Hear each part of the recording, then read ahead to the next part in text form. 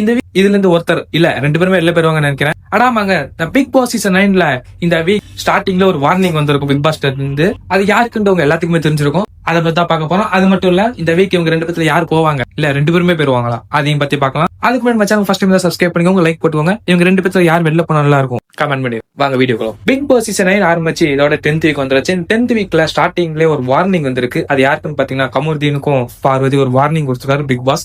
அது ஏன்னு பாத்தீங்கன்னா இவங்க மைக்க மூடிட்டு பேசுறாங்க, மைக்க கழட்டி வச்சுட்டு பேசுறாங்கன்னு ஒரு வார்னிங் இருக்கும். அது இப்ப என்னதான் பேசுவாங்கன்னு பாத்தீங்கன்னா அது யாருக்குமே தெரியல. அது பிக் பாஸ் டீம் தான் தெரியும். ஏன்னா பிக் பாஸ் டீம் வந்து ரொம்ப சீக்கிரட்டா வச்சிருக்காங்க. அது அவங்களுக்கு மைக் தெரிஞ்சு அவங்களுக்கு கேமராட்டிக்கு ஒரு மைக் இருக்குன்னு தெரியாம போச்சு. அதனால இவங்க மாட்டிக்கிட்டாங்க. மைக்க மறைச்சிட்டு மைக் படமா பேசினதுக்கு பிக் பாஸ் ஒரு வார்னிங் கொடுத்திருப்பாங்க. அது மட்டும் இல்லாம ஒரு பனிஷ்மெண்ட் கொடுத்திருப்பாங்க. அது இவங்களுக்கு மட்டும் இல்ல ஹவுஸ்மேட்ஸ் எல்லாத்துக்குமே கொடுத்திருப்பாங்க ஒரு பனிஷ்மெண்ட். பால், முட்டை, டீ தூள், காஃபி தூள் எல்லாத்தையுமே அவங்க வாங்கியிருப்பாங்க.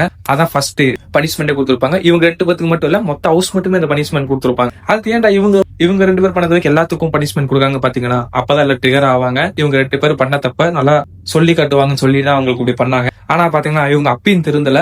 2வது நாளும் அப்படிதான் மார்னிங் ஒர்க் அவுட் பண்ணிட்டு இருக்கும் போது அவங்க மைக்க அழுத்திட்டு பேசினாங்க கட்டி குடிச்சிட்டு. அதை அப்படியே டேரக்டா விக்ரமும் பாத்துருப்பாரு. ஒரு சம்பவம் வந்து அதெல்லாம் பாத்துருப்பீங்க. விக்ரமும் வந்து ஒரு வார்த்தை சொல்லியிருப்பாரு. அது மட்டும் இல்ல மைக்க கழட்டி வச்சுட்டு ஜாகிங் போறேன்னு சொல்லிட்டு அப்ப கூட பேசிட்டு இருப்பாங்க. அப்ப அமித் சொல்லுவாரு மைக்க போட்டுட்டு ஒன்னா என்னன்ட்டு. அப்பயும் அவங்க கேட்காம போட்டு இருப்பாங்க. கமலுக்கு வந்து மைக்க போடுவாரு, மைக்க போட்டு போவாரு. அப்பயும் பார்வதி வந்து அடுத்த ஒரு ரவுண்ட் போயிட்டு வந்தா மறுபடியும் மைக்க எடுப்பாங்க. அது மாதிரி 2வது நாள் போச்சு.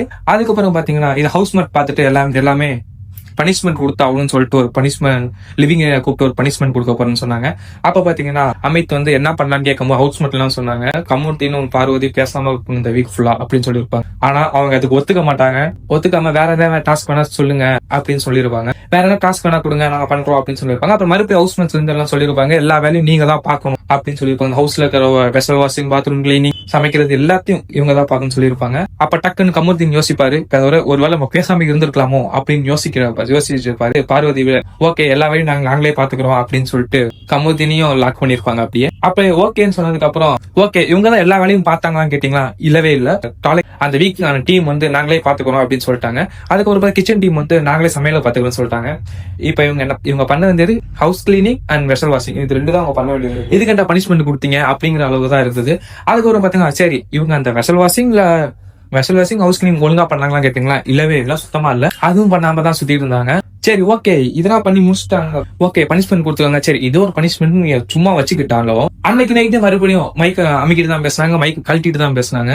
அப்படி என்னதான் பேசுவீங்க அப்படிங்கிற அளவுக்கு இருந்துச்சு. எல்லாம் லைவ் பார்த்தவங்களுக்கு தெரிஞ்சிருக்கும். அப்புறம் ரைட்டா விடுதான்னு சொல்லிட்டு அடுத்தது பாத்தீங்கன்னா அடுத்த நாள் காலையிலயும் அந்த வேலையை தான் பார்த்தாங்க. மைக்க கழட்டி போட்டு பேசிட்டு இருந்தாங்க. சும்மா பேசுனாங்க, ரொம்ப நேரமா பேசிக்கிட்டே இருந்தாங்க. யாரை பத்தி பேசுறாங்க கூட தெரியல. இப்ப பாத்தீங்கன்னா ஃப்ரைடே மார்னிங்கும் அதான் பண்ணிருக்காங்க. அது என்னன்னு பாத்தீங்கன்னா மைக் கழட்டி போட்டு அரோரா கேஸ் கொடுத்துருப்பாங்க. அதை பத்தி பேசுறதுல அரோரா கொஞ்சம் மட்டம் தட்டி பேசியிருப்பாங்க இந்த இடத்துல.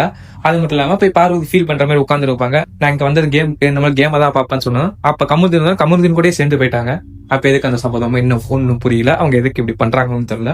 இதுக்கு மட்டும் எப்போ அவங்க 2 பேர்ல இன்வைட் பண்ணுவாங்க கேட்டீங்கன்னா இது மட்டும் இல்ல, இது நிறைய இருக்குது.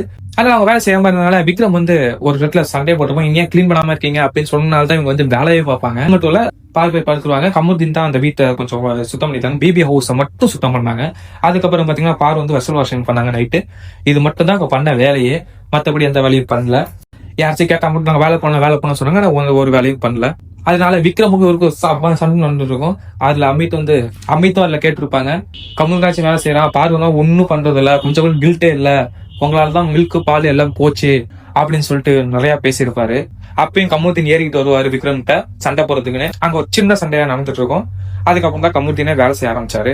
இப்ப அடுத்தது எங்கன்னு பாத்தீங்கன்னா கமருதீனுக்கும் எஃப்ஜேக்கும் ஒரு ஃபைட் வந்திருக்கும். அந்த ஃபைட்ல ரொம்ப வாய் விட்டுருப்பாரு கமருதீன். ரொம்பவே வாய் விட்டுருப்பாரு. ஆனா பாத்தீங்கன்னா ப்ரோமோல பாத்தீங்கன்னா அந்த இடத்துல பீப் போட்டிருப்பாங்க. அந்த இடத்துல என்ன வார்த்தை சொன்னாங்கன்னா மூடுங்கிற ஒரு வார்த்தை சொல்லியிருப்பாங்க. அது மட்டும் இல்லாம தகுதி அப்படின்னு சொல்லிட்டு நிறைய வார்த்தை யூஸ் பண்ணிருப்பாங்க.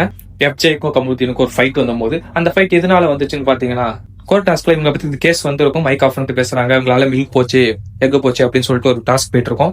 அந்த கேஸ் கோர்ட்ல வந்திருக்கும். அந்த கோர்ட் அப்போ எல்லாம் பாயிண்ட் சொல்ல எஃப்ஜே கை தட்டிட்டு இருப்பாரு. அதுக்குன்னு அவங்க 2 பேருக்கு சண்டை வந்திருக்கும். சோ அந்த ஃபைட் போயிட்டு இருக்கும். செம்ம ஃபைட்டா தான் இருந்திருக்கு. ஆனா நம்ம லைவ்ல பார்க்கும்போது இதெல்லாம் ஃபைட்டா அப்படிங்கிற அளவுக்கு வந்துருச்சு. ஆனா அவர் நிறைய வாய் விட்டுருக்காரு. இவர் கொஞ்சம் வாய் உள்ள ரொம்ப எதுக்கத்தாலும் ஏறிட்டு போறாரு, அடிக்கிற மாதிரி போறாரு. இங்க கொஞ்சம் விட்டு தான் இந்த எஃப்ஜே அடிக்க கூட செஞ்சிருக்கலாம். ஆனா எம்ஜே வந்து பக்கத்துல வச்சுட்டு அப்படி நின்னுட்டாரு. அவர் வந்து சும்மா கிட்ட வந்து மூக்கு இடிச்சுக்கிட்டு இருந்தது 2 பேத்துக்கும். இந்த காரணம் ஒண்ணு இருக்கு. அதுக்கப்புறம் பாத்தீங்கன்னா இப்ப அடுத்தது எங்கன்னு பாத்தீங்கன்னா, அடுத்தது வந்து கமுதீனுக்கு திவ்யாவுக்கு போடுற ஃபைட் போச்சு. நேற்றுக்கு நைட்டு ஒரு ஃபைட் போயிருக்கும், அதை பார்த்துருப்பீங்க. அப்பயும் பாத்தீங்கன்னா கமுதீன் தேவலாம் வாய் விட்டு திவ்யாவை நல்லா கோவப்படுத்திட்டாரு. ஆக்சுவலா என்ன ஃபைட், திவ்யாவை பத்தி கமுதீன் பேசிட்டு இருப்பாங்க. ஜெயில் கிட்ட இருந்து சாண்ட்ரா, கமுதீன், அப்புறம் பாத்தீங்கன்னா அமித் இருப்பாங்க. அதுக்கப்புறம் பாத்தீங்கன்னா ரம்யாஜோ ஜெயில இருப்பாங்க. அப்ப பாத்தீங்கன்னா திவ்யா பத்தி பேசிட்டு இருக்கும் போது திவ்யா பின்னாடி உட்கார்ந்துருக்கத கமுதீன் பாத்துருக்க மாட்டாரு. அதனால திவ்யா பத்தி பேசிட்டு இருப்பாரு. பேசிட்டு இருக்கப்போ ஒரு வார்த்தை விட்டுருப்பாரு. அந்த வார்த்தையை புடிச்சுக்கிட்டு திடீர்னு நம்ம சாண்ட்ரா பாத்துருவாங்க திவ்யாவா. அதனால லைட்டா கமுதீன் காலை தட்டுவாங்க. அதை நம்ம திவ்யா பாத்துருவாங்க. திவ்யா பார்த்தோன்னே போயிருவாங்க. இப்ப ஏன் அப்படி சொன்ன, அப்படியே சொன்னோன்னே அந்த இடத்துல போடின்னு சொல்லிட்டு ஒன்னு சொல்லியிருப்பாரு கமுதீன். அப்போ சண்டை நடந்திருக்கும். அதுக்கப்புறம் பாத்தீங்கன்னா திவ்யா போயிட்டு அங்க உட்காந்து மேல பாத்துருவாங்க. மேல பார்த்த உடனே அவங்க காக்கா பாத்ரூம் போகுது அப்படின்னு சொல்லிட்டு ஏதோ கமெண்ட், நிறைய கமெண்ட் தான் பண்ணிருக்காங்க கமுதீன். இதெல்லாம் வச்சு இந்த ஃபைட் அப்பயும் முடிஞ்சுச்சான்னு கேட்டீங்க, அப்பயும் முடியல. மறுபடியும் ஃபைட் உள்ள போய் நடந்திருக்கு. இப்ப பாத்தீங்கன்னா சபாந்தன் பேச கானா வினோத், கமுதீன் அண்ட் பாத்தீங்கன்னா அமித் இருக்காங்க. அமித் பாத்தீங்கன்னா அவர் நடுநிலையா இருந்தாலும் அவருக்கு கொஞ்சம் சிரிப்பு வந்தது, ஆனா அடக்கிட்டாரு. அப்புறம் பாத்தீங்கன்னா இவங்க 2 பேரும் திவ்யாவை கூப்பிட்டு வச்சு இந்த இதான் பிரச்சனை அப்படின்னு சொல்லிட்டு சாரிக்கை கூப்பிட்டு வச்சு எல்லாம் திவ்யா பத்தி சிரிச்சிட்டு இருந்தாங்க. யாரு, கமுதீனும் வினோத்தும் சிரிச்சுட்டு இருந்தாங்க. அப்ப திவ்யா ரொம்ப கோவம் வந்து வெளில போயிட்டாங்க அப்படியே.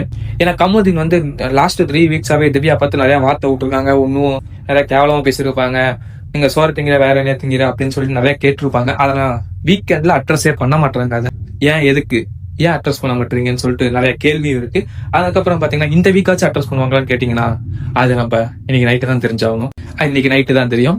என்ன பண்றது, வேற வழி இல்ல. அவங்க அட்டென்ஸும் பண்ண மாட்டாங்க. இப்ப என்ன சொல்லுவாங்க, இந்த வீக்கெண்ட்ல என்ன சொல்லுவாங்கன்னு பாத்தீங்கன்னா எலிமினேட் சொல்லிட்டு காடத்துக்கு கூட தயங்க மாட்டாங்க. ஏன்னு பாத்தீங்கன்னா பண்ணிருக்காங்க. இந்த வீக் இது நடந்தாலும் நடக்கும். இப்ப ஏன் இந்த வீக் இந்த நடக்கும்னு பாத்தீங்கன்னா திவ்யா ஃபைட் அப்படியே இருப்பாங்க. 2 பேரும் மாத்தி அவங்க சைடு போக கூடாது அப்படின்னு சொல்லியிருப்பாங்க. இப்ப பாத்தீங்கன்னா இப்ப முன்னாடி ஒன்று சொல்லியிருப்பேன். அது என்னன்னு பாத்தீங்கன்னா ஏன் காடத்துக்கு கூட தயங்க மாட்டாங்க அப்படின்னு சொன்னாங்க. ஏன்னு பாத்தீங்கன்னா பிக் பாஸே இது கொடுத்துருப்பாங்க. எம்ஜே வந்து கேட்டிருப்பாங்க, நீங்க பண்ணதானே பிக் பாஸ் சொன்னாரு அப்படின்னு கேட்டதுக்கு கமுதீன் வந்து பிக் பாஸே அவர் உங்க எல்லாத்தையும் என் கூட சண்டை மூட்டதுக்காக அவர் சொன்னாலும் சொல்லியிருக்கலாம் அப்படின்னு சொல்லிட்டு பிக் பாஸே தப்பு சொல்லியிருப்பாரு. உங்களுக்கே தெரியும், பிக் பாஸும் சரி ஹோஸ்டும் சரி சொன்னவங்க எல்லாமே ஹெல்மெட் ஆயிட்டே தான் இருக்காங்க. ஃபர்ஸ்ட் ஆதிரை, அப்புறம் பாத்தீங்கன்னா இப்ப ரீசெண்டா பிரஜன் ஹெல்மெட் இருக்காங்க. சோ இந்த வீக் எப்படியும் ஒரு சம்பவம் நடக்க போகுது. அது என்ன சம்பவம் நம்ம லாஸ்டா சொல்றேன். அது வீடியோ ஃபுல்லா பாருங்க. அப்புறம் பாத்தீங்கன்னா நேற்று நடந்த ஒரு கோட் டாஸ்க்ல அவங்க பிஹேவியர் சுத்தமா சரியில்லை. பார்வன் கமுதீன் பிஹேவியர் சுத்தமா சரியில்லை. இவங்க சொல்ல அங்க இருந்து துள்ளிக்கிட்டே இருந்தாங்க. அதுக்கப்புறம் பாத்தீங்கன்னா இவங்க சொல்ல பின்னாடி ஒரு கமெண்ட் சொல்ல, அப்ப கூட திவ்யாவை நிறைய கமெண்ட் பண்ணாங்க. திவ்யாவில் எல்லாத்தையும் அங்க சாட்சி சொல்ல போன எல்லாத்தையும் கமெண்ட் பண்ணாங்க. சபரியை கமெண்ட் பண்ணாங்க. அங்க இருக்குங்க எல்லாத்தையுமே கமெண்ட் பண்ணிக்கிட்டே இருந்தாங்க. சோ அப்ப கூட பிக் பாஸ் ரூல்ஸா மதிக்கல. இவங்க சுத்தமா பிக் பாஸ் ரூல்ஸே மதிக்க மாட்டாங்க. அந்த அடிப்படையில பாத்தீங்கன்னா இவங்களுக்கு பாரு வந்து இதுல அந்த நாமினேஷன் இல்ல, கமுதீன் தான் நாமினேஷன் இருக்காரு. இவரை தூக்குனாலும் தூக்குவாங்க இந்த வாரம். பாரு எவிக்ஷன் ஏன் போட்டிருக்கேன், எலிமினேஷன் ஏன் போட்டிருக்கீங்கன்னு பாத்தீங்கன்னா பாரு வந்து இன்னைக்கு மதியானம் வந்து வாய் வரைக்கும் வந்துருச்சு. அது வெளில மட்டும் சொல்ல முடியல, அவங்களால கண்ட்ரோல் பண்ண முடியல எதுவுமே.